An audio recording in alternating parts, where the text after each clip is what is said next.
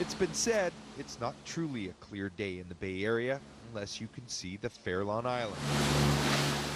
But even on the clearest of days, it's sometimes necessary to travel to see what appears to be right in front of you.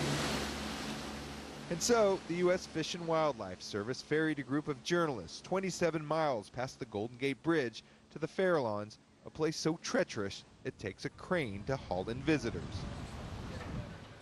It's 27 miles from San Francisco. Think of how many tens of thousands of people drive 27 miles into San Francisco every day.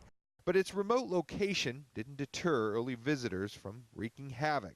During the gold rush, they harvested thousands of seabird eggs and killed thousands of fur seals.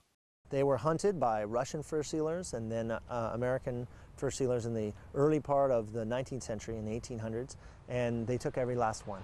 But the early settlers also left something behind. Mouse holes across the island are evidence of the non-native house mice they introduced, which now run rampant, destroying habitat and attracting burrowing owls, which eat threatened seabirds. U.S. Fish and Wildlife is now weighing a controversial plan to use poison to eradicate the pests.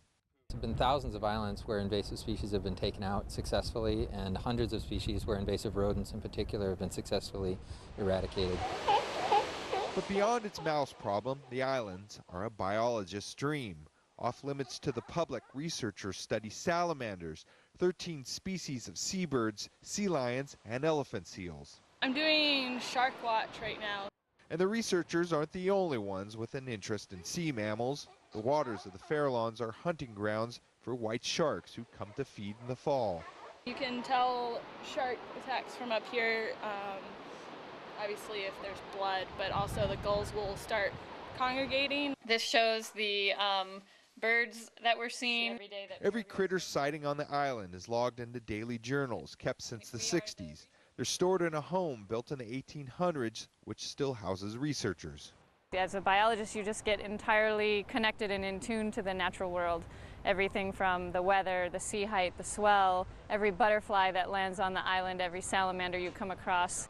Though the populations of seabirds and mammals have rebounded over the years, they're nowhere close to their numbers before people arrived. And in a place sailors once called the Devil's Teeth because of its rough terrain, life is in full swing, 27 miles from the eyes of the world. Joe Rosado Jr., NBC Bay Area News.